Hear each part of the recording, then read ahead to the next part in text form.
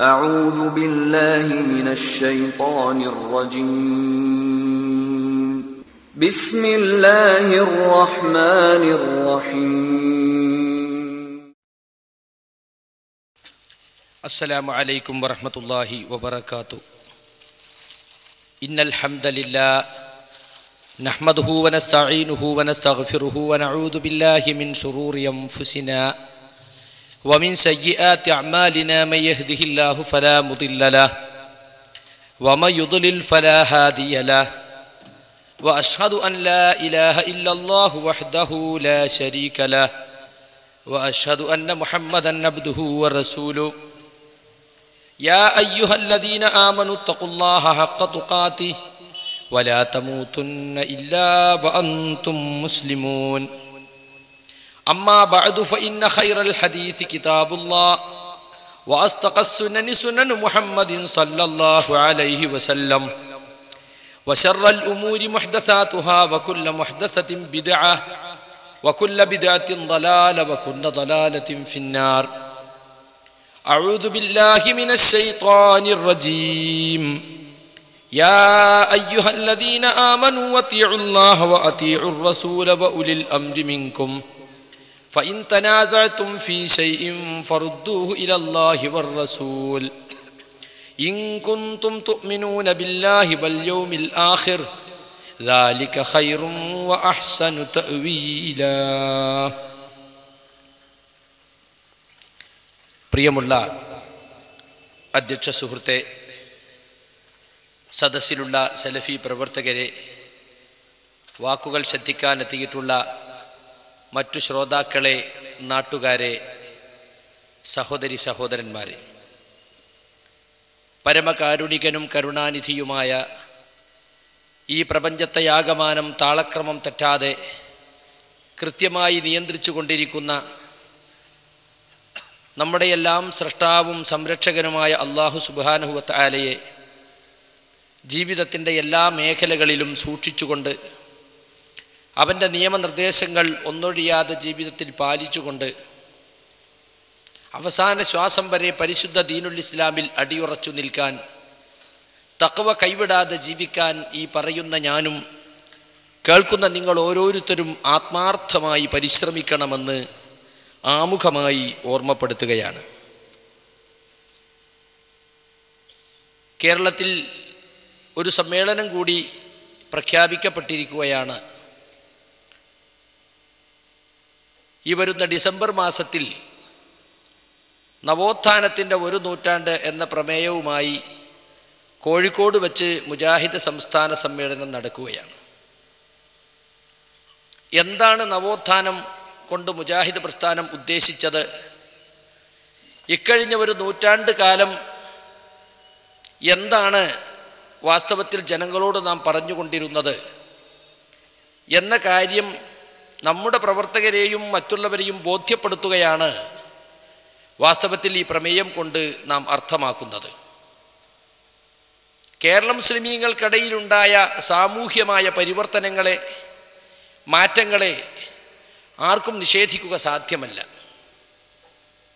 ആ മാറ്റത്തിനു പിന്നിൽ പ്രവർത്തിച്ച ചാലക ശക്തി ഏതായിരുന്നു എന്നതിനെ സംബന്ധിച്ചാണ് ഇപ്പോൾ ചില ആളുകൾ പുതിയ ചില തർക്കങ്ങൾ ഉന്നയിച്ചിട്ടുള്ളത്. വാസ്തവത്തിൽ കേരള മുസ്ലിം നവോത്ഥാനത്തിൻ്റെ ചരിത്രം ചെന്നെത്തുന്നത് കേരളത്തിലെ സലഫി പ്രസ്ഥാനത്തിലേക്കും അതിൻ്റെ അമരക്കാരായിരുന്ന ആദ്യകാല സലഫി നേതാക്കളിലേക്കുമാണ്. ആ സത്യം ആരൊക്കെ മൂടിവെക്കാൻ ശ്രമിച്ചാലും അത് പുറത്തു വരിക തന്നെ ചെയ്യും, അല്ലെങ്കിൽ പ്രത്യക്ഷപ്പെട്ടുകൊണ്ടിരിക്കുക തന്നെ ചെയ്യും. നഗ്നമായ ചരിത്ര യാഥാർത്ഥ്യങ്ങളെ തമസ്കരിച്ചുകൊണ്ടും തള്ളിപ്പറഞ്ഞുകൊണ്ടുമല്ലാതെ കേരളീയ സമൂഹത്തിൽ സലഫി പ്രസ്ഥാനം ചെലുത്തിയിട്ടുള്ള സ്വാധീനത്തെ ഒരാൾക്കും നിഷേധിക്കുക സാധ്യമല്ല. മതരംഗത്ത് ഇന്ന് കാണുന്ന ഉണർവും ഉന്മേഷവും ഉത്സാഹവുമൊക്കെ ഒരു സുപ്രഭാതത്തിൽ വെറുതെ ഉണ്ടായതല്ലെന്നും കേരളത്തിലെ സലഫി സംഘടനയും അതിൻ്റെ നേതാക്കളും പ്രബോധകരും പ്രവർത്തകരും ഒരുപാട് പ്രയത്നിക്കുകയും എതിർപ്പുകൾ ഏറ്റുവാങ്ങുകയും ചെയ്തതുകൊണ്ടാണ് ഇന്ന് കേരളത്തിലെ മതരംഗം ഇത്രത്തോളം ഉണർന്നു വന്നിട്ടുള്ളത്. സലഫി പ്രസ്ഥാനം പ്രമാണങ്ങളുടെ പിൻബലത്തിൽ എടുത്തു പറഞ്ഞ പല കാര്യങ്ങളും ആദ്യമൊക്കെ എതിർക്കുകയും പരിഹസിക്കുകയും ചെയ്തവർ ഇന്ന് അതെല്ലാം ഏറ്റെടുക്കുകയും അക്കാര്യത്തിലൊക്കെ ഞങ്ങൾ നിങ്ങളെക്കാൾ മുമ്പന്മാരാണ് എന്ന് വാദിക്കുകയും ചെയ്യുന്ന അവസ്ഥയിലേക്കാണ് കാര്യങ്ങൾ തലകുത്തി വീണിട്ടുള്ളത്. നവോത്ഥാനത്തിന് പുതിയ അവകാശികളും നവോത്ഥാനത്തിൻ്റെ സ്വന്തക്കാരായി ഞെളിയാൻ ചില മുസ്ലിയാക്കന്മാരും അവർക്ക് വേണ്ടി കൂലിയെഴുത്തു നടത്താൻ കുറേ പഴയ മൗദൂദി സിമി എഴുത്തുകാരും ഇവരൊക്കെ കൂടി ഉണ്ടായാൽ നവോത്ഥാനം തന്നെ അട്ടിമറിക്കാമെന്നാണ് ഇവർ കരുതുന്നത്. വാസ്തവത്തിൽ അതെല്ലാം ചില കള്ളപ്പൂതികൾ മാത്രമാണ് എന്ന് രണ്ടു കൂട്ടരെയും പ്രത്യേകിച്ച് ഓർമ്മപ്പെടുത്തുകയാണ്.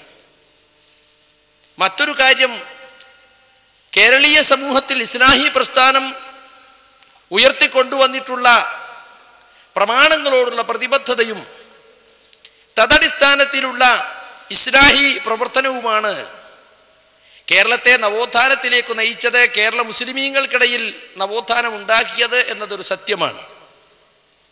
എന്നാൽ കേരളത്തിൽ കുറേ പച്ചപ്പരിഷ്കാരികളെ ഉണ്ടാക്കാൻ എന്തിനേയും ചോദ്യം ചെയ്യുന്ന, തങ്ങളുടെ ബുദ്ധിക്ക് തോന്നുന്നത് മാത്രം എടുക്കുന്ന കുറേ പരിഷ്കാരികളെ ഉണ്ടാക്കുകയാണ് സലഫി പ്രസ്ഥാനം ചെയ്തിട്ടുള്ളത് എന്ന് ചിലർ ആക്ഷേപിക്കുന്നുണ്ട്.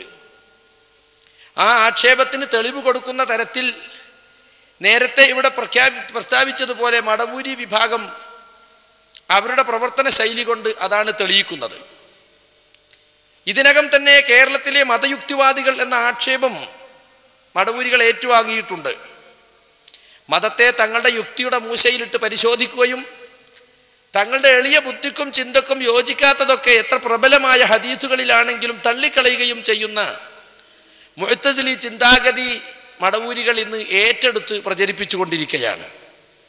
സ്വാഭാവികമായും സലഫി പ്രസ്ഥാനം കൊണ്ടുവന്ന നവോത്ഥാനം എന്താണെന്ന് തെറ്റിദ്ധരിക്കപ്പെട്ടിരിക്കുന്നു. അതുകൊണ്ട് തന്നെ സലഫി പ്രസ്ഥാനം ലക്ഷ്യം വെച്ച നവോത്ഥാനം എന്താണ്, ആദ്യകാല സലഫി പണ്ഡിതന്മാർ ഉദ്ദേശിച്ച പ്രവർത്തന രീതി എന്തായിരുന്നു എന്ന് ഇപ്പോൾ ഓർമ്മപ്പെടുത്തേണ്ടി വന്നിരിക്കുന്നു. ഇടക്കാലത്ത് പ്രസ്ഥാനത്തിൽ കയറിക്കൂടിയ അബ്ദുസലാം സുല്ലമിയെപ്പോലുള്ള ആളുകൾ ഈ സമൂഹത്തിൽ ഉണ്ടാക്കിയിട്ടുള്ള തെറ്റിദ്ധാരണകളും അബദ്ധധാരണകളും തിരുത്തിക്കൊടുക്കുക നമ്മുടെ കടമയാണ് എന്ന് നാം മനസ്സിലാക്കുന്നു. അതുകൊണ്ടാണ് ഈ വിഷയം ഇവിടെ സവിശേഷമായ ഒരു ചർച്ചയ്ക്ക് വിധേയമാക്കുന്നത്. എന്താണ് നവോത്ഥാനം? നവോത്ഥാനം എന്ന വാക്ക് സാധാരണക്കാർക്ക് അത്ര പെട്ടെന്ന് അർത്ഥം മനസ്സിലാകുന്ന ഒന്നല്ല. ഒരു മലയാള ഡിക്ഷണറി എടുത്തു പരിശോധിച്ചാലും ഇന്ന് ഉപയോഗിക്കുന്ന അർത്ഥത്തിൽ നവോത്ഥാനം എന്ന വാക്ക് അതിൽ അർത്ഥം കൊടുത്തു കാണുക പ്രയാസമായിരിക്കും. നവ എന്ന് പറഞ്ഞാൽ പുതിയത് എന്നാണ് അർത്ഥം. ഉത്ഥാനം എന്ന് പറഞ്ഞാൽ ഉയിർത്തെഴുന്നേൽപ്പ് അല്ലെങ്കിൽ പുതിയ എഴുന്നേൽപ്പ്, പുനരുദ്ധാരണം എന്നൊക്കെയാണ് അർത്ഥം. അപ്പോൾ നവോത്ഥാനം എന്ന് പറഞ്ഞാൽ പുതിയ ഉത്ഥാനം, പുനരുദ്ധാരണം എന്നായി.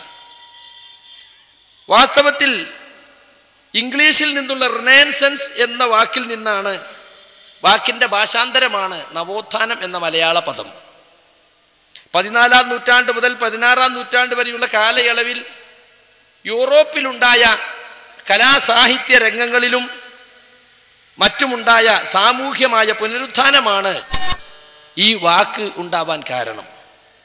ഇല്ലുസ്ട്രേറ്റഡ് ഓക്സ്ഫോർഡ് ഡിക്ഷണറിയിൽ റിനൈസൻസ് എന്ന വാക്കിന് കൊടുത്തിട്ടുള്ള അർത്ഥം the revival of art and literature in the 14th to 16th century എന്നാണ്. 14-ാം നൂറ്റാണ്ട് മുതൽ 16-ാം നൂറ്റാണ്ട് വരെ കലാസാഹിത്യ രംഗങ്ങളിൽ ഉണ്ടായിട്ടുള്ള പുനരുത്ഥാനം.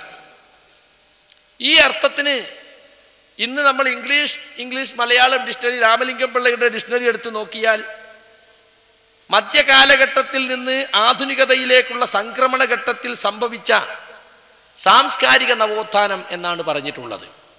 അപ്പോൾ നവോത്ഥാനം എന്ന വാക്ക് യൂറോപ്പിൽ നിന്ന് വന്നതാണ്.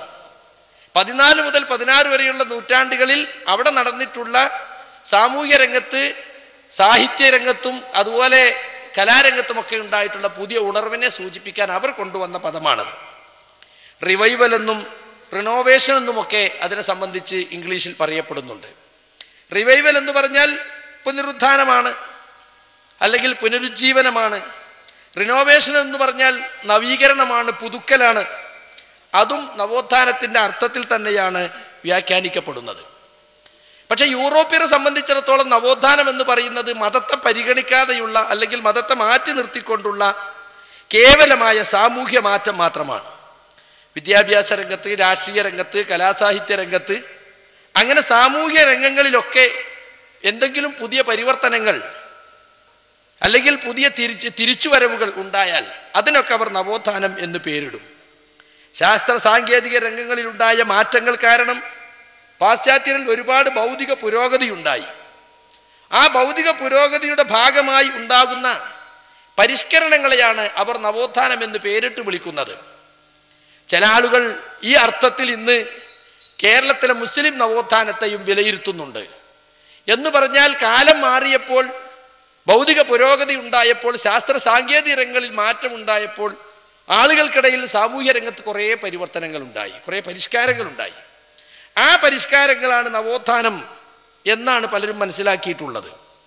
നവോത്ഥാനം എന്നതിന് ഇന്നത്തെ വ്യവഹാരമനുസരിച്ച് പറയാമെങ്കിലും നമ്മളെ സംബന്ധിച്ചിടത്തോളം നമ്മൾ നവോത്ഥാനം എന്നതുകൊണ്ട് ഉദ്ദേശിക്കുന്നത് ആ അർത്ഥത്തിലുള്ള കേവലമായ സാമൂഹ്യ പരിഷ്കരണമല്ല, മറിച്ച് അടിസ്ഥാന പ്രമാണങ്ങളിലേക്കുള്ള തിരിച്ചുപോക്കും ആ പ്രമാണങ്ങളിൽ ഊന്നി നിന്നുകൊണ്ടുള്ള മതനവീകരണവുമാണ് നാം ലക്ഷ്യം വെക്കുന്നത്. അല്ലാതെ കാലം മാറുന്നതിനനുസരിച്ച് മതത്തിൽ മാറ്റം വരുത്തുകയോ ആളുകളെ ഇഷ്ടാനിഷ്ടങ്ങൾ നോക്കി പുരോഗമനമായ വാദികളായ ആളുകൾക്കനുസരിച്ച് മതത്തെ പുനർവ്യാഖ്യാനിച്ചു കൊടുക്കുകയോ അല്ല നാം ഉദ്ദേശിക്കുന്നത്. കാലത്തിനൊത്ത് മതത്തെ ചെത്തിമിനുക്കി തരപ്പെടുത്തേണ്ട ഒരു ഗതികേടും ഇസ്ലാം മതത്തിനില്ല. എല്ലാ കാലത്തേക്കും എല്ലാ സമൂഹങ്ങളിലേക്കും യോജിച്ച ഒരു മതവുമായിട്ടാണ് മുഹമ്മദ് മുസ്തഫ സല്ലല്ലാഹു അലൈഹി വസല്ലം വന്നിട്ടുള്ളത്. ചെരുപ്പിനൊപ്പിച്ച് കാല് മുറിക്കുക എന്ന് പറഞ്ഞതുപോലെ കാലത്തിനനുസരിച്ച് മാറ്റം വരുത്തുക എന്നത്, മതത്തിൽ ഭേദഗതികൾ കൊണ്ടുവരിക എന്നത് ഇസ്ലാഹി പ്രവർത്തകരെ സംബന്ധിച്ചിടത്തോളം, മതത്തിൻ്റെ മൗലികതയിൽ വിശ്വസിക്കുന്ന ഏതൊരാളെ സംബന്ധിച്ചിടത്തോളവും അചിന്ത്യമായ ഒരു കാര്യമാണ്. അങ്ങനത്തെ ഒരു പരിഷ്കരണത്തിന് ഒരിക്കലും കേരളത്തിലെ സലഫി പ്രസ്ഥാനം മുതിർന്നിട്ടില്ല എന്ന് പ്രത്യേകിച്ച് നാം എടുത്തു പറയേണ്ടതുണ്ട്. കേരളത്തിലെ മുജാഹിദ് പ്രസ്ഥാനം ഏറ്റെടുത്ത പ്രവർത്തനം നേരത്തെ നബീൽ സാഹിബ് പറഞ്ഞതുപോലെ മുഹമ്മദ് മുസ്തഫ സല്ലല്ലാഹു അലൈഹി വസല്ലം ഈ സമുദായത്തിൽ ഉണ്ടാകുമെന്ന് പ്രവചിച്ചിട്ടുള്ള ഒരു പ്രവർത്തനമാണ്. ഇപ്പോൾ ചില ആളുകൾ പറയുന്നത് ഇസ്ലാഹി എന്ന് പറഞ്ഞാൽ കേടുവന്നതിനെ നന്നാക്കൽ. അങ്ങനെ ഇസ്ലാമിക സമുദായത്തിൽ അങ്ങനെ കേടുവരുമെന്ന് ആരാ പറഞ്ഞത്? ഞങ്ങൾക്ക് കിട്ടിയ ഇസ്ലാമിനൊന്നും ഒരു കേടുമില്ല. റസൂലിൽ നിന്ന് സഹാബികൾക്ക് കിട്ടി, സഹാബി എന്ന താബീങ്ങൾക്ക്, അടുത്ത താബീങ്ങൾക്ക്, അങ്ങനെ തലമുറയായി കൈമാറ്റം ചെയ്യപ്പെട്ട് ഞങ്ങളുടെ ഉസ്താദുമാരിലൂടെ, സാദാത്തുകളിലൂടെ ഞങ്ങൾക്ക് പകർന്നു കിട്ടിയ കലർപ്പില്ലാത്ത ദീനാണ് ഞങ്ങളുടെ അടുക്കലുള്ളത്. ആ ദീനിൽ പിന്നെ നിങ്ങൾ ഇസ്ലാഹി എന്നും പറഞ്ഞിട്ട് കുറേ പുതിയ പ്രവർത്തനങ്ങൾ കൊണ്ടുവരിക, ഇല്ലാത്ത കുറ്റം ആരോപിച്ചുണ്ടാക്കിയിട്ട് അത് ശരിയാക്കുകയാണ് ഞങ്ങൾ എന്ന് പറയുക. വാസ്തവത്തിൽ അങ്ങനൊന്നും ഇല്ലല്ലോ എന്നാണ് അവർ ചോദിക്കുന്നത്. എന്നിട്ട് അവർ ആയത്തോതും, വൈദാ ഖീല ലഹും ലാ തുഫ്സിദൂ ഫിൽ അർളി ഖാലൂ ഇന്നമാ നഹ്നു മുസ്ലിഹൂൻ. നിങ്ങൾ നാട്ടിൽ ഇസ്ലാഹ് അഥവാ കേടുവന്നതിന് നന്നാക്കൽ ഉണ്ടാകണമെങ്കിൽ അവിടെ കേടുണ്ടായിട്ട് വേണ്ടേ എന്ന് ചോദിച്ചുകൊണ്ട് മുസ്ലിയാക്കന്മാർ സൂറത്തുൽ ബഖറയിലെ ഒരായത്തുദ്ധരിക്കും. ഇസ്ലാഹി പ്രവർത്തനം എന്നത് നാട്ടിൽ കുഴപ്പമുണ്ടാക്കുന്ന പ്രവർത്തനമാണ്. പക്ഷെ നമ്മളതിനെ ചോദ്യം ചെയ്താൽ പറയും ഞങ്ങൾ ഇസ്ലാഹി നടത്തുകയാണ്. എന്നിട്ട് മുനാഫിഖീങ്ങളെ കുറിച്ചുള്ള ആയത്താ ഊതുക, വൈദാ ഖീല ലഹും ലാ തുഫ്സിദൂ ഫിൽ അർളി, നിങ്ങൾ നാട്ടിൽ കുഴപ്പമുണ്ടാക്കരുത് എന്ന് അവരോട് പറയപ്പെട്ടാൽ ഖാലൂ ഇന്നമാ നഹ്നു മുസ്ലിഹൂൻ, അവർ പറയും ഞങ്ങൾ ഇസ്ലാഹി പ്രവർത്തകരാണ്.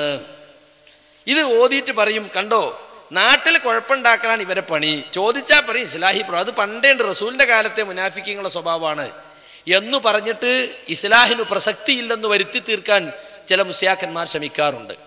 പറയുന്നത് കേട്ടാൽ തോന്നുക അള്ളാഹുവിൻ്റെ റസൂല് പറഞ്ഞിട്ടുണ്ട് ഈ ദീൻ എന്നിൽ നിന്ന് സഹാബികൾക്ക്, സഹാബികളിൽ നിന്ന് സഹാബീങ്ങളിലേക്ക്, അങ്ങനെ തലമുറയായി കൈമാറ്റം ചെയ്യപ്പെട്ട് യാതൊരു കേടും കൂടാതെ ഖിയാമം വരെ നിലനിൽക്കും എന്നൊരു ഗ്യാരണ്ടി അള്ളാഹുവിൻ്റെ റസൂൽ പറഞ്ഞിട്ടുണ്ട് എന്നാണ് തോന്നിപ്പോവുക.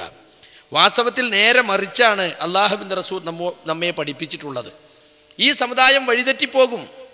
എല്ലാ നബിമാരുടെ അനുയായികളും പിൽക്കാലത്ത് നബിമാർ കൊണ്ടുവന്ന സന്ദേശത്തിൽ നിന്ന് വ്യതിചലിച്ചു പോയ പോലെ ഈ സമുദായവും വ്യതിചലിച്ചു പോകും. അങ്ങനെ വ്യതിചലിച്ചു പോകുമ്പോൾ അവരോട് നിങ്ങൾ ജിഹാദ് നടത്തണം. കൈകൊണ്ട് കഴിയുന്നവൻ കൈകൊണ്ട്, നാവ് കൊണ്ട് കഴിയുന്ന നാവ് കൊണ്ട്, അല്ലാത്തവൻ ഹൃദയം കൊണ്ട് വെറുക്കുകയെങ്കിലും വേണം എന്ന് നബി സല്ലല്ലാഹു അലൈഹി വസല്ലം നമ്മോട് പഠിപ്പിച്ചിട്ടുണ്ട്.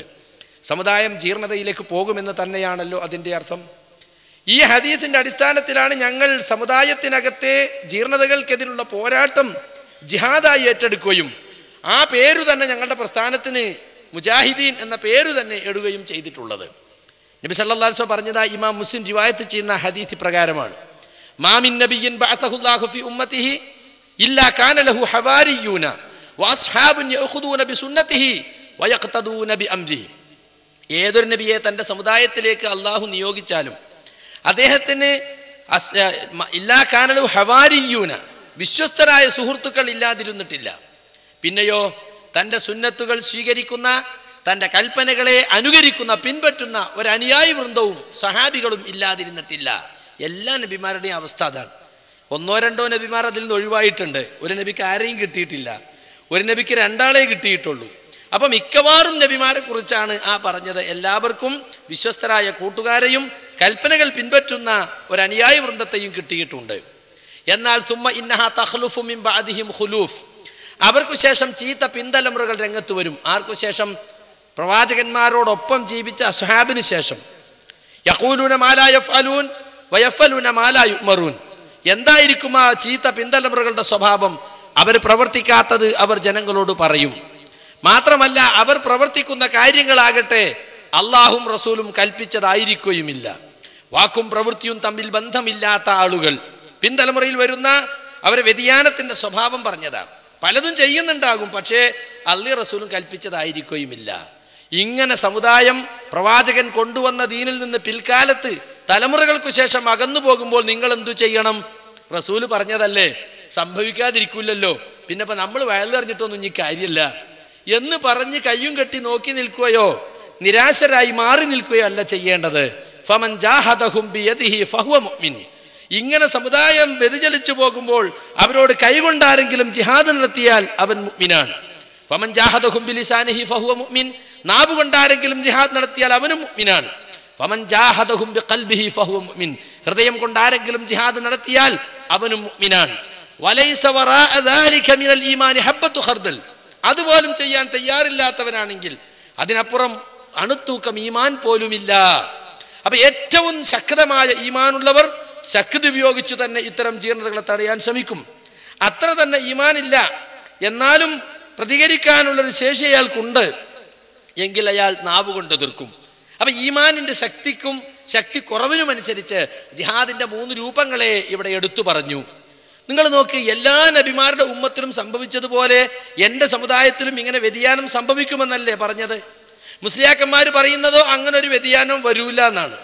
ഇനിയും കേട്ടോ, ലതത്തബിഉന്ന സനന മൻ കാന ഖബ്ലകും ശിബ്റൻ ബിശിബ്രിൻ വദിറാഅൻ ബിദിറാഇൻ ഹത്താ ലൗ ദഖലു ജുഹറ ലുബ്ബിൻ ലദഖൽതുമൂഹു. മറ്റൊരു റിപ്പോർട്ടിൽ ലതബിഅതുമൂഹു. നിങ്ങളുടെ മുമ്പുള്ളവരുടെ ചീത്ത നടപടിക്രമങ്ങളെ ചാണിനു ചാണെന്നോണം മുഴത്തിനു മുഴമെന്നോണം നിങ്ങൾ പിൻപറ്റുക തന്നെ ചെയ്യും. അറുത്തു മുറിച്ച് ഖണ്ഡിതമായ ശൈലിയിൽ സംശയലേശമില്ലാതെ റസൂലുള്ളാഹി സ്വല്ലല്ലാഹു അലൈഹി വസല്ലം പഠിപ്പിക്കാണ്, നിങ്ങൾ പിൻപറ്റുക തന്നെ ചെയ്യും നിങ്ങളെ മുമ്പുള്ളവരുടെ ചീത്ത നടപടിക്രമങ്ങളെ. എന്നിട്ട് ആ പിൻപറ്റലിന്റെ സ്വഭാവം വിവരിക്കാൻ ഒരു ഉദാഹരണം പറഞ്ഞു. എങ്ങനെ? അവർ ഒരു ഉടുമ്പിൻ മാളത്തിൽ കടന്നാൽ നിങ്ങളും കണ്ണും പൂട്ടി അവരനുകരിക്കും. ഉടുമ്പിനെ നമുക്കറിയാം, ഒന്നിനേക്കാളും കുറച്ച് വലിയൊരു സാധനം. അത് പോകുന്ന മാളത്തിലേക്ക് ഇത്രമാത്രം തടിയും തലയൊക്കെ ഉള്ള മനുഷ്യന് കയറാൻ പറ്റുമോ? പറ്റൂല. പക്ഷെ അതുപോലും ചിന്തിക്കാനുള്ള കോമൺ സെൻസ് നമുക്ക് ഉണ്ടാവില്ല എന്ന് പറഞ്ഞ ഒട്ടും വീണ്ടും വിചാരമില്ലാതെ കാര്യബോധമില്ലാതെ മനുഷ്യൻ ചൊട്ടും ചിന്തിക്കാതെ പിൻതലമുറയെ കണ്ണടച്ച് അന്ധമായി അനുകരിക്കും. ഇത് പറഞ്ഞപ്പോൾ സഹാബികൾക്ക് ചോദിച്ചു, യാ റസൂലല്ലാഹ്, അൽ യഹൂദ വൻ നസാറ, ജൂത ക്രിസ്ത്യാനികളെയാണോ ഞങ്ങളെ മുമ്പുള്ളവർ എന്നതുകൊണ്ട് അവിടുന്ന് ഉദ്ദേശിച്ചത്? റസൂലുള്ളാഹിന്റെ തിരിച്ചൊരു ചോദ്യമാണ്, ഫമൻ, അല്ലാതെ മറ്റാരെയാണ്? അപ്പൊ ജൂത ക്രിസ്ത്യാനികൾക്ക് സംഭവിച്ച വ്യതിയാനങ്ങൾ എൻ്റെ സമുദായത്തിൽ സംഭവിക്കുമെന്നാണല്ലോ ആ പറഞ്ഞത്. എന്തൊക്കെയാണ് അവർക്ക് പറ്റിയ വ്യതിയാനങ്ങൾ? അത് പറയുകയാണെങ്കിൽ ഇന്നത്തെ എൻ്റെ പ്രസംഗം മുഴുവൻ അതിനുവേണ്ടി നീക്കി വെക്കേണ്ടി വരും. നമുക്കറിയാവുന്ന കാര്യമാണ്. ഓരോ നമസ്കാരത്തിലും നമ്മൾ സിറാത്തുൽ മുസ്തഖീമിൽ ഞങ്ങളെ ചേർക്കണേ, അമ്പിയാക്കളുടെയും സ്വാലിഹീങ്ങളുടെയും പാതയിൽ എന്ന് പറഞ്ഞ ശേഷം ഗൈറിൽ മഗ്ദൂബി അലൈഹിം, കോപത്തിന് പാത്രമായവരുടേതല്ലാത്ത മാർഗം. സിറാത്തുൽ മുസ്തഖീമിന്റെ നേരെ അപ്പുറം, നേരെ എതിരെന്താ? അത് കോപത്തിന് പാത്രമായവരുടെ മാർഗമാണ്. വലദ്ദാലീൻ, വഴിതെറ്റിയവരുടേതല്ലാത്ത മാർഗം. ആരാണ് കോപത്തിന് മാത്രമായവർ? റസൂലുള്ളാഹി സ്വല്ലല്ലാഹു അലൈഹി വസല്ലം പറഞ്ഞു, ഹുമുൽ യഹൂദ്, അവർ യഹൂദികളാണ്. പടച്ചവന്റെ കോപത്തിന് പാത്രമായ ഒരുപാട് കൂട്ടരുണ്ട്, അതിൽ മുമ്പന്മാർ ഇവരാണ്. അതുപോലെ വഴിതെറ്റിയവരാരാണ്? സത്യമാർഗത്ത് വഴിതെറ്റിയവരൊക്കെ ലലാലത്ത് തന്നെയാണ്. പക്ഷേ ലാല്യങ്ങളിൽ മുൻപന്തിയിൽ നിൽക്കുന്നത് നസാറാക്കളാണ്. അപ്പൊ ഓരോ നമസ്കാരത്തിൽ നമ്മൾ പ്രാർത്ഥിക്കുകയാണ്, സിറാത്തുൽ മുസ്തഖീമിന്റെ നേരെ വിരുദ്ധ ചേരിക്കാർ ജൂതക്രിസ്ത്യാനികളെ മാർഗം പിൻപറ്റി ആ മാർഗത്തിൽ നിന്ന് ഞങ്ങളെ ചേർക്കല്ലേ. അമ്പിയാ നടന്നു പോയ, സാലിഹ്യങ്ങൾ ഔലിയാക്കൾ നടന്നു പോയ വഴിയിൽ ഞങ്ങളെ ചേർക്കണേ എന്നാണ് നാം പ്രാർത്ഥിക്കുന്നത്. നിങ്ങൾ ആലോചിച്ചു നോക്കൂ, ഇങ്ങനത്തെ ഒരു വ്യതിയാനം മുസ്ലിം സമുദായത്തിൽ ഉണ്ടായിട്ടില്ലേ? നമുക്ക് നിലവിലുള്ള മുസ്ലിം സമുദായത്തെ ചെറുതായൊന്ന് പരിശോധിച്ചു നോക്കിയാൽ, അങ്ങകലെ യമനിലേക്കും ഇറാനിലേക്കും ആഫ്രിക്കയിലേക്കും ഒന്നും നോക്കണ്ട, ഈ കൊച്ചു കേരളത്തിൽ നിങ്ങളെ മൂക്കിന് ചോട്ടിലേക്ക് നോക്കിയാൽ മതി. പ്രവാചകന്മാരെ അതിരുവിട്ട് വാഴ്ത്തി പറഞ്ഞ് അവരെ ദൈവപുത്രന്മാരാക്കി അവരോധിച്ചു. അതാണ് ജൂതക്രിസ്ത്യാനികൾക്ക് പറ്റിയ ഒന്നാമത്തെ പിഴവ്. ഉസൈർ പ്രവാചകനെ ദൈവപുത്രനായി വാഴ്ത്തി പറഞ്ഞു യഹൂദികൾ. ഈസാ ബിൻ മറിയമിനെ ദൈവപുത്രനായി വാഴ്ത്തി പറഞ്ഞു നസാറാക്കൾ. അള്ളാഹു അവരെ കുറിച്ച് പറഞ്ഞത് പടച്ചവന് പുത്രനുണ്ടെന്നുള്ള വാദം പടച്ചവന് ഏറ്റവും കോപമുള്ള വാദമാണ്. ആകാശഭൂമികൾ പൊട്ടിപ്പിളരുമാറുള്ള ഭയങ്കര ഗുരുതരമായ ആരോപണമാണത്. അതിനെതിരിൽ മനുഷ്യരെ താക്കീത് ചെയ്യുകയാണ് ഖുർആൻ അവതരിപ്പിച്ചതിന്റെ ലക്ഷ്യം തന്നെ എന്ന് സൂറത്തുൽ കഹ്ഫിൽ കാണാം. വയുൻദിറല്ലദീന ഖാലു ഇത്തഖദല്ലാഹു വലദ, അള്ളാഹു ഒരു സന്താനത്തെ സ്വീകരിച്ചു എന്ന് പറയുന്നവർക്ക് മുന്നറിയിപ്പ് നൽകിയാണ് ഈ ഖുർആന്റെ ലക്ഷ്യം. അവർക്ക് പറ്റിയ വ്യതിയാനം അതാണ്. നമ്മുടെ സമുദായത്തിലും റസൂലുള്ളാഹി സ്വല്ലല്ലാഹു അലൈഹി വസല്ലമയെ പുകഴ്ത്തി എവിടെയെത്തി? ദൈവപുത്രൻ എന്ന് പറയണ്ട, അതല്ലാത്തതൊക്കെ നീ പറഞ്ഞോന്നാ ബൂസീരി ആളുകൾക്ക് ലൈസൻസ് കൊടുത്തത്. ദൈവപുത്രൻ എന്ന വാക്ക് ഒഴിവാക്കി പടച്ചവന്റെ സ്ഥാനത്തേക്ക് തന്നെ റസൂലുള്ളാഹി സ്വല്ലല്ലാഹു അലൈഹി വസല്ലമയെ ഉയർത്തി. അഹമ്മദിലെ മീമ് പോയ അഹദാണ് ഞാൻ, അറബ് എന്നെഴുതിയിട്ട് അതിന് പോയ റബ്ബാണ് ഞാൻ എന്ന് നബി സല്ലല്ലാഹു അലൈഹി വസല്ലം അഹദും റബ്ബുമാണെന്ന് വാദിച്ചു എന്നുവരെ പറയുന്ന മാലകളും മൗലിദുകളും ഒക്കെ നമ്മുടെ ഈ സമുദായത്തിലുണ്ട്. അപ്പൊ സുഹൃത്തുക്കളെ, ആ വ്യതിയാനം ഉണ്ടായി. അതുപോലെ അവർ വേദഗ്രന്ഥങ്ങളെ വലിച്ചെറിഞ്ഞു, അവരെ പിൻഭാഗത്തേക്ക് വലിച്ചെറിഞ്ഞു എന്നാണ് പറഞ്ഞത്. വേദം പഠിക്കുകയും ജീവിതത്തിൽ പകർത്തുകയും മറ്റുള്ളവർക്ക് എത്തിച്ചു കൊടുക്കുകയും ചെയ്യേണ്ട വേദത്തിന്റെ അനുയായികൾ അതിനെ തള്ളിക്കളഞ്ഞു. ഇവിടെയും സംഭവിച്ചില്ലേ അത്? വിശുദ്ധ ഖുർആൻ പഠിക്കാൻ പാടില്ല, അത് ഹറാമാണ് എന്ന് പറഞ്ഞ് മരിച്ചവന്റെ തലക്കുമ്പുറത്ത് ഓതാൻ, അല്ലെങ്കിൽ ഖബറും പുറത്ത് കത്തപ്പുര കെട്ടി ഓതാൻ, അതുമല്ലെങ്കിൽ രോഗമുണ്ടാകുമ്പോൾ ഏലസായി കെട്ടാൻ, ഇതിനൊക്കെയായിരുന്നു വിശുദ്ധ ഖുർആനെ ഉപയോഗിച്ചിരുന്നത്. ഖുർആൻ അർത്ഥം പറയാൻ പാടില്ല, പിഴച്ചു പോകുമെന്ന് ഉസ്താദുമാർ പറഞ്ഞിരുന്നുവെന്നും ദർസിലോതുന്ന കാലത്ത് ഞങ്ങളുടെ ഉസ്താദുമാരെന്നും ഉദാഹരണത്തിന് ഖുർആൻ വാക്യങ്ങൾ വന്നാൽ പോലും അർത്ഥം പറഞ്ഞിരുന്നില്ല എന്നും നമ്മുടെ അസംമുസ്ലിയാരായി എഴുതി വെച്ചത്. അപ്പൊ നോക്കൂ നിങ്ങൾ, എവിടെ എത്തി? വിശുദ്ധ ഖുർആൻ പരിഭാഷപ്പെടുത്തുന്നത് കൊടിയ ഹറാമാണെന്നും നീച പ്രവൃത്തിയാണെന്നും എഴുതി വെച്ച് ഫത്വകൾ ഈ നാട്ടിൽ പുറത്തിറങ്ങി. അപ്പൊ ജൂതക്രിസ്ത്യാനികളുടെ മാർഗത്തെ പിൻപറ്റും എന്ന് പറഞ്ഞത് അക്ഷരാർത്ഥത്തിൽ തന്നെ ഇവിടെ പുലർന്നില്ലേ? ഇങ്ങനെ ഒരുപാട് കാര്യങ്ങൾ എടുത്തു പറയാനുണ്ട്, ഞാൻ അതിലേക്ക് പോവുകയല്ല. അപ്പൊ അങ്ങനെ ഒരു വ്യതിയാനം ഈ സമുദായത്തിൽ സംഭവിക്കും എന്നും റസൂലുള്ളാഹി സ്വല്ലല്ലാഹു അലൈഹി വസല്ലം പറഞ്ഞിട്ടുണ്ട്. ഇനി നോക്ക് നിങ്ങൾ, ബദ അൽ ഇസ്ലാമു ഗരീബ, ഇമാം മുസ്ലിം റിവായത്ത് ചെയ്ത ഹദീസാണ്. ഇസ്ലാം പ്രത്യക്ഷപ്പെട്ടത് അപരിചിതനെ പോലെയാണ്. വസയഊദു കമാ ബദഅ ഗരീബ, അത് അവസ്ഥ പ്രത്യക്ഷപ്പെട്ട കാലത്തുള്ള അപരിചിതാവസ്ഥയിലേക്ക് വീണ്ടും മടങ്ങിപ്പോകും. ഫതൂബാ ലിൽ ഗുറബ, അന്നാ ഇസ്ലാമിനെ കയ്യേൽക്കുന്ന അപരിചിതരായി അറിയപ്പെടുന്നവർക്ക് അഭിനന്ദനങ്ങൾ, അനുമോദനങ്ങൾ എന്ന് റസൂലുള്ളാഹി സ്വല്ലല്ലാഹു അലൈഹി വസല്ലം പറഞ്ഞു. നിങ്ങൾ നോക്ക്, 1400 വർഷം മുമ്പ് മുഹമ്മദ് മുസ്തഫ സല്ലല്ലാഹു അലൈഹി വസല്ലം ഇസ്ലാമിന്റെ സന്ദേശവുമായി മക്കയിൽ വരുമ്പോൾ എന്താണ് അദ്ദേഹത്തിന് അനുഭവപ്പെട്ടത്? ആളുകൾ ഇങ്ങനെ 2 കൈയും കാട്ടി സ്വീകരിച്ചോ? വായിൽ കൽക്കണ്ടം വെച്ചു കൊടുത്ത് പനനീർ മെത്ത പിരിച്ച് അദ്ദേഹത്തെ സ്വീകരിച്ചാനയിച്ചോ? ഇല്ല. 40ാമത്തെ വയസ്സുവരെ അല്ലമീൻ എന്ന് വിളിച്ച് കണ്ണിലുണ്ണിയെപ്പോലെ കണ്ടിരുന്ന ആ സമുദായം അദ്ദേഹത്തെ ഭ്രാന്തൻ എന്ന് വിളിച്ചു, മുഖത്ത് തുപ്പി, കൊല്ലാൻ ശ്രമിച്ചു, വീട് വളഞ്ഞു, എന്തെല്ലാം ആക്ഷേപങ്ങൾ അദ്ദേഹത്തിന്റെ അവർ പറഞ്ഞുണ്ടാക്കി. അവസാനം അദ്ദേഹം തായിഫിൽ പോയി തൻ്റെ കുടുംബക്കാർ രക്ഷിക്കുമെന്ന് വിചാരിച്ച് അവിടുന്ന് കല്ലെറിഞ്ഞാട്ടി അപമാനിച്ചു വിട്ടു.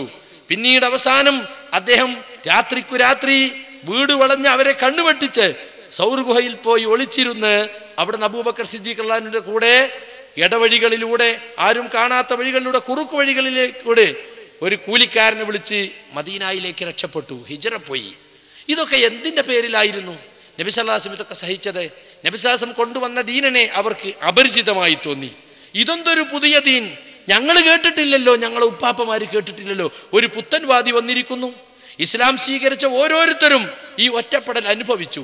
വളരെ പേടിച്ചുകൊണ്ടായിരുന്നു അവർ ഇസ്ലാം മതം സ്വീകരിച്ചത്. രഹസ്യ കേന്ദ്രത്തിലായിരുന്നു ആദ്യകാലത്ത് അവർ ഒരുമിച്ച് കൂടിയിരുന്നത്. അദ്ദേഹത്തെ സ്നേഹിച്ചിരുന്ന നാട്ടുകാരും വീട്ടുകാരും അദ്ദേഹത്തിനെതിരായതുപോലെ അദ്ദേഹത്തിന്റെ കൂടെ ഇസ്ലാം മതം സ്വീകരിച്ചവരും അങ്ങേയറ്റം ഒറ്റപ്പെടുകയും ബഹിഷ്കരിക്കപ്പെടുകയും ചെയ്തു. പക്ഷേ പിന്നീട് എന്തുണ്ടായി? മദീനയിൽ പോയ ശേഷം ഇസ്ലാം ശക്തിപ്പെട്ടു. ബദറും മുഹദും ഖന്തക്കും ഖൈബറും ഒക്കെ പടവുകൾ ചവിട്ടിക്കടന്ന് ഇസ്ലാമിക സമൂഹം ഉയർന്നുയർന്നു വന്നു. അങ്ങനെ ഹിജ്റ 8 മക്കം ഫത്ഹ് ഉണ്ടായി. മക്കം ഫത്ഹ് വരികയും റസൂലുള്ളാഹി സ്വല്ലല്ലാഹു അലൈഹി വസല്ലം ദൗത്യം പൂർത്തീകരിക്കപ്പെടുകയും അവിടുന്ന് വഫാത്തിനോട് അടുക്കുകയും ചെയ്തപ്പോൾ അള്ളാഹു ആയത്തിറക്കി. നാം ചെറിയ സൂറത്തുകളിൽ ഓതുന്ന സൂറത്തുൽ ഫത്ഹ്, ഇദാ ജാഅ സൂറത്തുൻ നസ്ർ, ഇദാ ജാഅ നസ്റുല്ലാഹ് വൽ ഫത്ഹ് വറഅയ്ത അന്നാസ യദ്ഖുലൂന ഫീ ദീനില്ലാഹി അഫ്വാജ. കണ്ടോ, അള്ളാഹുവിന്റെ സഹായവും വിജയവും വന്നു കഴിഞ്ഞാൽ ആളുകൾ ഇങ്ങനെ കൂട്ടം കൂട്ടമായി ഇസ്ലാമിലേക്ക് കടന്നു വരുന്നത് നബിയെ താങ്കൾ കാണുകയും ചെയ്താൽ അതിനെ വിട്ട് സന്തോഷിക്കേണ്ടതില്ല. താങ്കളുടെ ദൗത്യം പൂർത്തിയായി താങ്കളെ തിരിച്ചു വിളിക്കാൻ എടുത്തിരിക്കുന്നു. കൂടുതൽ അള്ളാഹുവിനോട് പൊറുക്കലിനെ തേടുകയും അവനെ സ്തുതിക്കുകയും ചെയ്യുക. അവൻ പശ്ചാത്താപം സ്വീകരിക്കുന്നവനത്രേ. നോക്കൂ നിങ്ങൾ, ആളുകൾ കൂട്ടം കൂട്ടമായി ഇസ്ലാമിലേക്ക് കടന്നു വരുന്ന കൺകുളിർക്കുന്ന കാഴ്ച കണ്ടുകൊണ്ടാണ് റസൂലുള്ളാഹി സ്വല്ലല്ലാഹു അലൈഹി വസല്ലം വഫാത്താകുന്നത്. വെറും 23 കൊല്ലം കൊണ്ടുണ്ടായ അത്ഭുതകരമായ മാറ്റം. ആദ്യം ഇസ്ലാം കടന്നു വന്നപ്പോൾ ഇസ്ലാം അപരിചിതനെ പോലെ, ഇസ്ലാമിൽ വിശ്വസിച്ചവരും ഒറ്റപ്പെട്ടവരായിരുന്നു. പിന്നീട് ഇസ്ലാം ശ്രുതിപ്പെട്ടു. മക്കയിലും മദീനത്തും മാത്രമല്ല പരിസരങ്ങളിലേക്ക് ഇസ്ലാം കടന്നു ചെന്നു. ഖലീഫമാരുടെ 30 കൊല്ലത്തെ ഭരണം കഴിയുമ്പോഴേക്ക് ഒരു വലിയ സാമ്രാജ്യം തന്നെ ഇസ്ലാമിന്റെ കാൽക്കു കീഴിൽ വന്നു. ഉമർ ഇബ്നുൽ ഖത്താബ് റളിയല്ലാഹു അൻഹുവിന്റെയും അലി ഇബ്നു അബീ താലിബ് ഉസ്മാൻ റളിയല്ലാഹു അൻഹുവിന്റെയും ഒക്കെ കാലഘട്ടം അസ്റുൽ ഫുതൂഹ്, വിജയങ്ങളുടെ കാലം എന്നാണ് അറിയപ്പെടുന്നത്. അക്കാലത്തെ വൻശക്തികളായിരുന്ന റോമ പേർഷ്യൻ സാമ്രാജ്യങ്ങൾ, ഒരിക്കലും ഇസ്ലാമിന് വഴങ്ങുകയില്ലെന്ന് കരുതിയിരുന്ന വൻശക്തികൾ ആ കാലഘട്ടത്തിൽ ഖലീഫമാരുടെ ഭരണകാലത്ത് ഇസ്ലാമിന് കീഴ്പ്പെട്ടു. അങ്ങനെ ഇസ്ലാം പടർന്നു പന്തലിച്ചു. അങ്ങനെ നിങ്ങൾ നോക്കൂ, ഖലീഫമാരുടെ ആദ്യ 2 ഖലീഫമാരുടെയും കാലത്ത് പ്രശ്നങ്ങളൊന്നുമില്ല. ഉമർ ഇബ്നുൽ ഖത്താബ് റളിയല്ലാഹു അൻഹുവിന്റെ കാലമായപ്പോഴേക്ക് ഇസ്ലാം വികസിച്ചു. പലതരത്തിലുള്ള ആളുകൾ ഇസ്ലാമിലേക്ക് കടന്നു വന്നു. അങ്ങനെ കടന്നു വന്നപ്പോൾ പിന്നെന്തുണ്ടായി? ഫിത്നകൾ ആരംഭിച്ചു. ഉമർ റളിയല്ലാഹു അബൂബക്കർ സിദ്ദീഖ് റളിയല്ലാഹു അൻഹു മാത്രമാണ് പായിൽ കടന്നു മരിച്ചിട്ടുള്ളത്. ബാക്കി 3 ഖലീഫമാരും കൊല്ലപ്പെടുക ചെയ്തു. അപ്പത്തിനകത്ത ഫിത്നകളുടെ ആഴം നമുക്ക് മനസ്സിലാക്കാം. ഉമർ ഇബ്നുൽ ഖത്താബ് റളിയല്ലാഹു അൻഹു കൊല്ലപ്പെടുക മാത്രമല്ല, അവിടുന്ന് അങ്ങോട്ട് പിന്നെ ഫിത്നകൾ തുടങ്ങി. ഐക്യത്തിലും സ്നേഹത്തിലും ദീനിൽ ഉറച്ചു നിന്നിരുന്ന സമുദായത്തിൽ ഭിന്നതയുടെ സ്വരങ്ങൾ പ്രത്യക്ഷപ്പെടാൻ തുടങ്ങി. ഉസ്മാൻ റളിയല്ലാഹു അൻഹു കൊല്ലപ്പെട്ടു. വളരെ ദാരുണമാണ് അദ്ദേഹം കൊല്ലപ്പെട്ടത്. കള്ളപ്രചരണങ്ങൾ, ഒരു ഉത്തരവാദിത്വവുമില്ലാതെ കേട്ടത് പലതും പറഞ്ഞു പരത്തി, ഉത്തരവാദിത്തമില്ലാതെ നിജസ്ഥിതി അന്വേഷിക്കാതെ ആളുകൾ പലതും പ്രചരിപ്പിച്ചു. ഇന്നും ആളുകൾ കാണുന്ന അങ്ങനെയാണ്. ഞാൻ ഇപ്പോൾ നേരത്തെ എന്നെക്കുറിച്ച് പറഞ്ഞതുപോലെ ഞാനങ്ങനെ പറഞ്ഞിട്ടുണ്ടോ എന്ന് അന്വേഷിക്കുന്നില്ല. ഞാൻ പറഞ്ഞ് വ്യക്തമായ തെളിവുണ്ടെങ്കിൽ പറയുന്നതിനൊരു കുഴപ്പമില്ല. പക്ഷെ ഒരു തെളിവും കിട്ടാതെ പറഞ്ഞ് നടക്കുകയാണ്. പറഞ്ഞത് കേട്ടത് ഓരോരുത്തർ അവനവൻ്റെ വക വെള്ളം ചേർത്തി ഹൗലുമക്കത്ത് വീണ അവലിൻ്റെ പണി പോലെ എന്ന് പറയുന്നുണ്ട് പഴയ ആളുകൾ. വെള്ളം എല്ലാവരും ഒന്നുണ്ടാക്കണ വെള്ളം തട്ടിയിട്ട് ഇങ്ങനെ ചീർത്ത് വരും. അങ്ങനെ